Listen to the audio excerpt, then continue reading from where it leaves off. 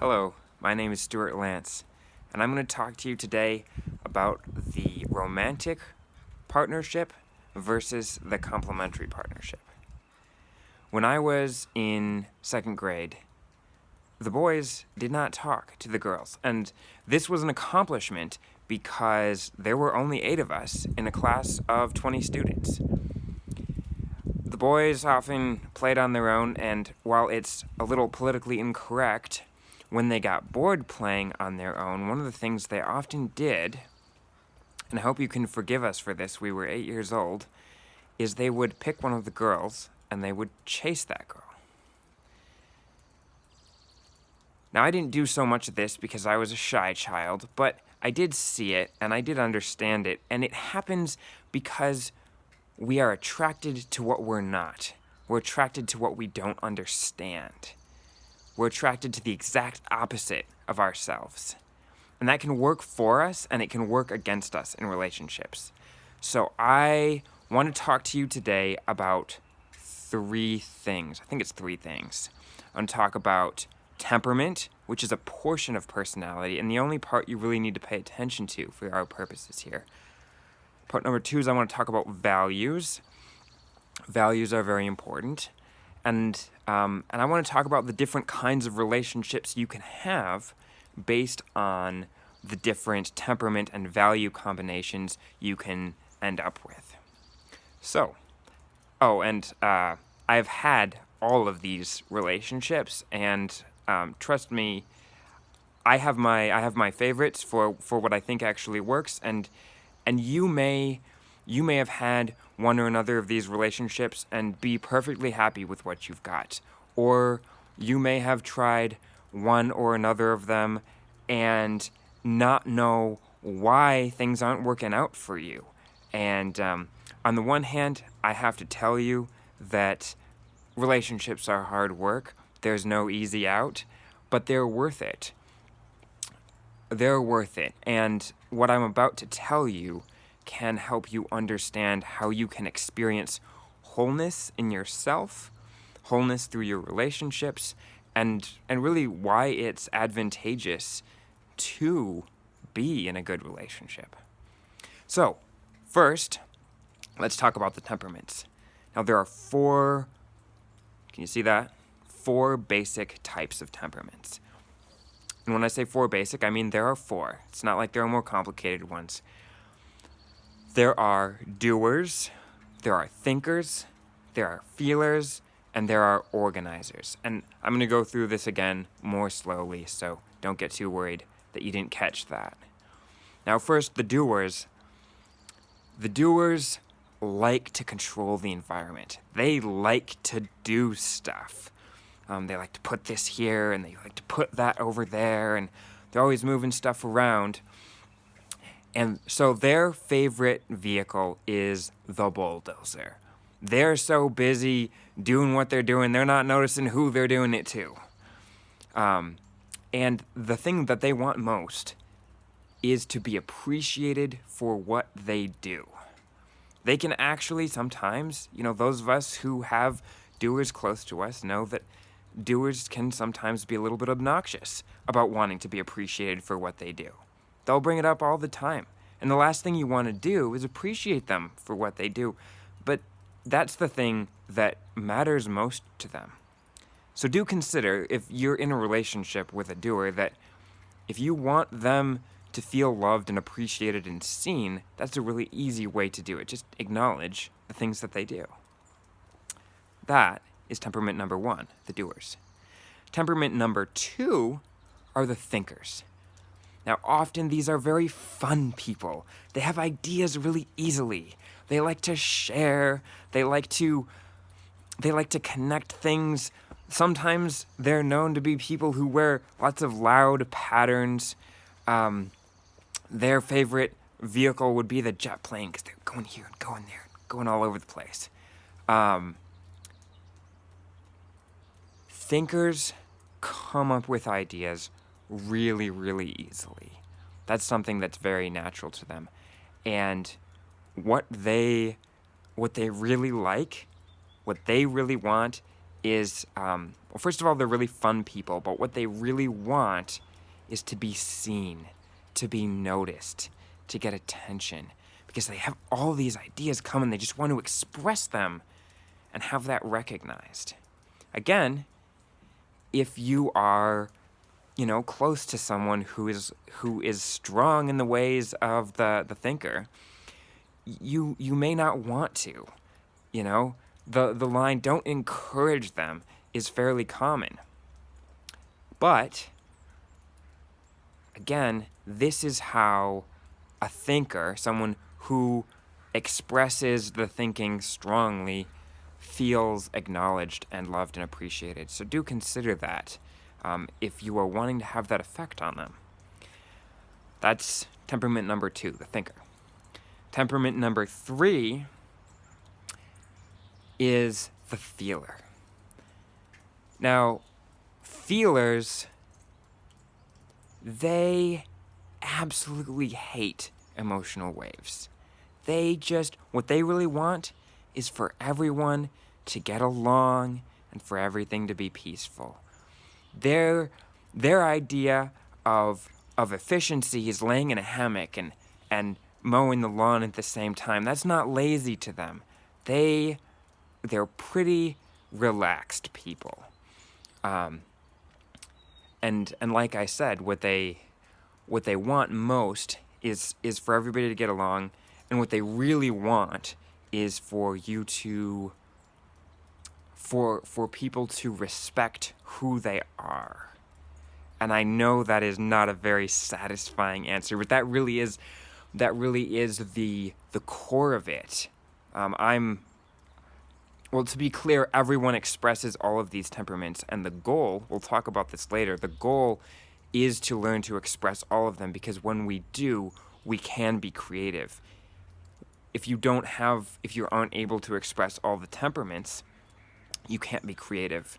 You'll get bogged down somewhere in life. And this is the whole advantage of partnership. But as someone who is naturally very much in this temperament category, it is what people in this category want. They want to be respected for who they are. It's really hard for them to be misrepresented to their face. And so that's temperament number 3, the feeler. Temperament number 4 is the organizer. The organizer, they're always putting things in order. They just want to get it right. Their favorite vehicle would be the train. The Swiss train that is always exactly on time. If they were, my mom. I'm not gonna go with that story.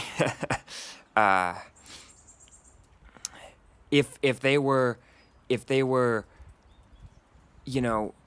house was burning down, they would still have to straighten the furniture on the way out. They're the sort of people that what they really want is to get things just right.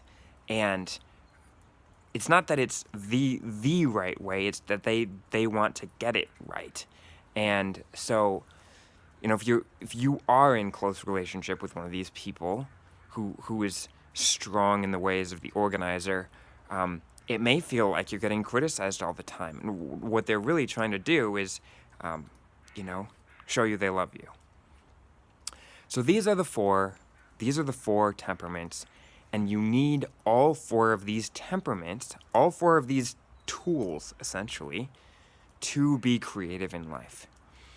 If you have a lot of thinker in you, you may have trouble getting the dishes washed, keeping the laundry clean, and organizing your checking account. But if you're all organizer, you may have trouble coming up with ideas for what to do, like generating that inspiration. So just another little tidbit. The thinker and the organizer are opposites, and the doer and the feeler are opposites. And now most of us tend to have a primary and a secondary temperament. And it's interesting to find out which ones you are, to reflect on that. The important thing here, as I said, is that we're born with half the toolbox if we have a primary and a secondary.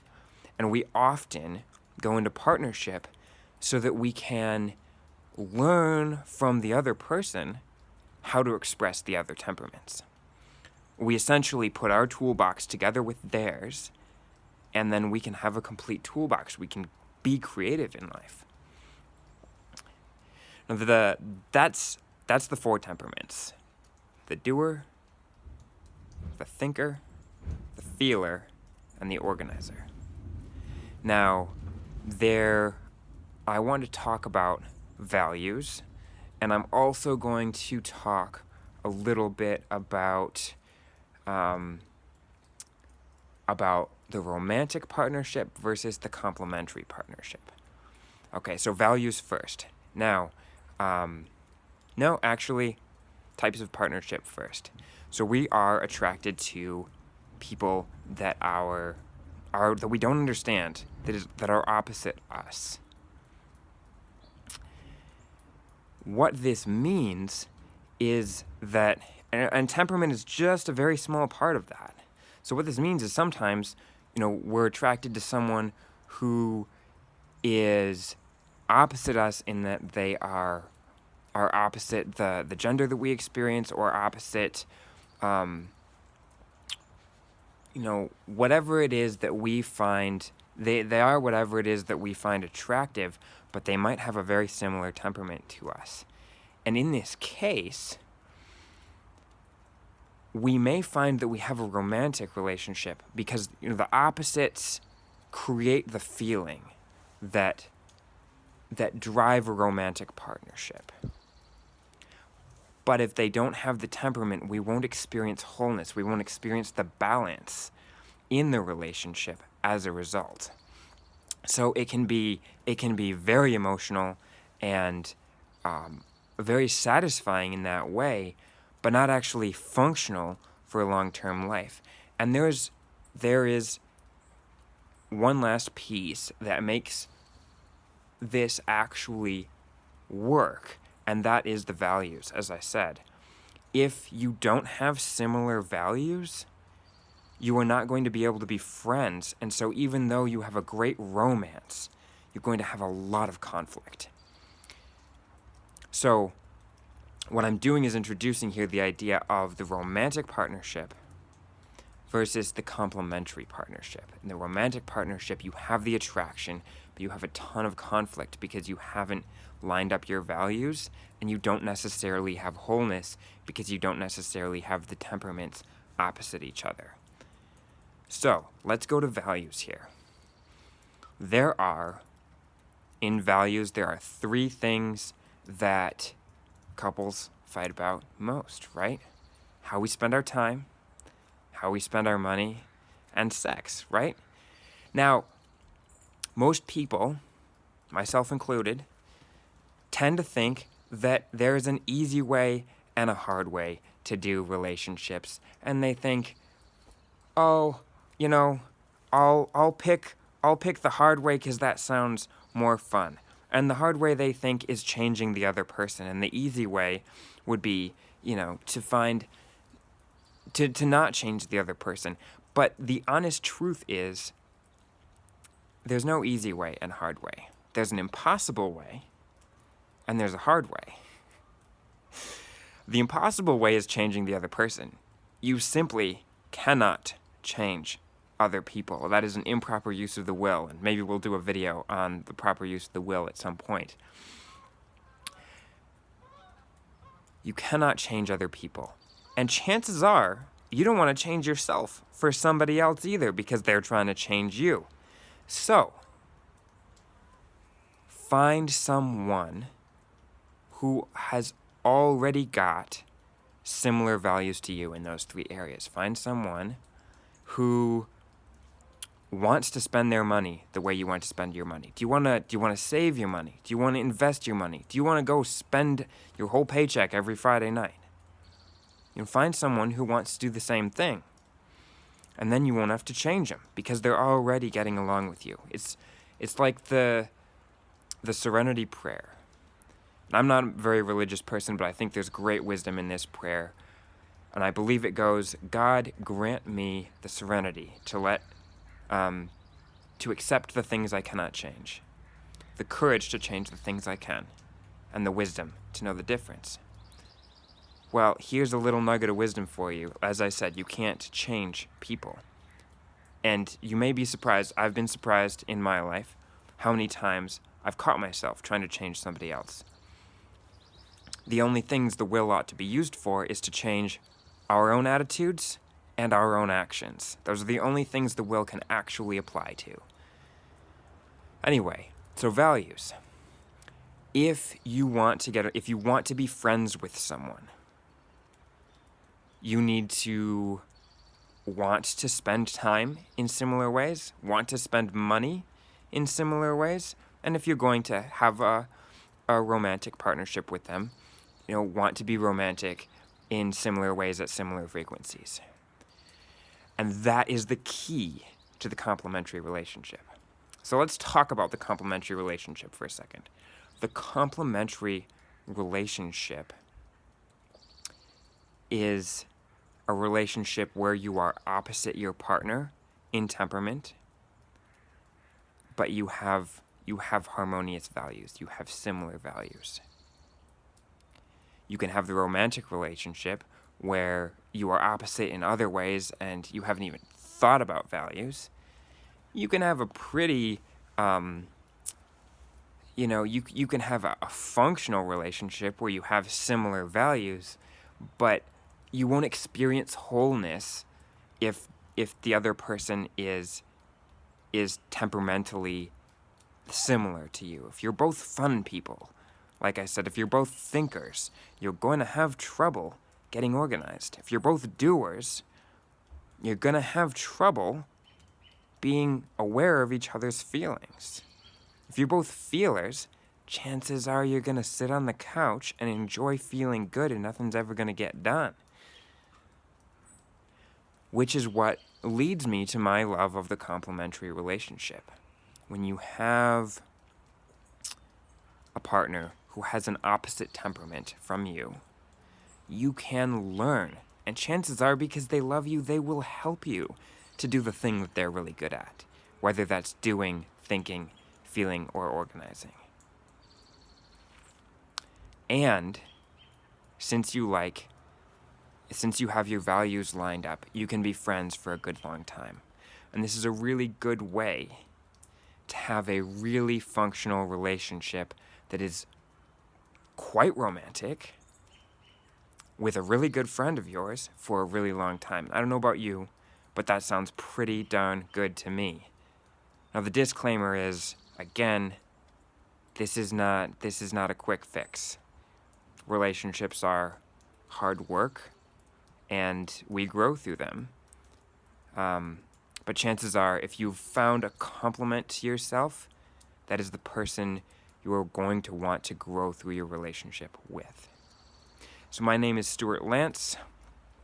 I am the owner of the Griffin Institute, Griffin with an O, and I talk about things related to monism and helping people use the mind to find the self in ways that can help us live more creative, more human lives. Hope you enjoyed the video. Thanks. Bye-bye.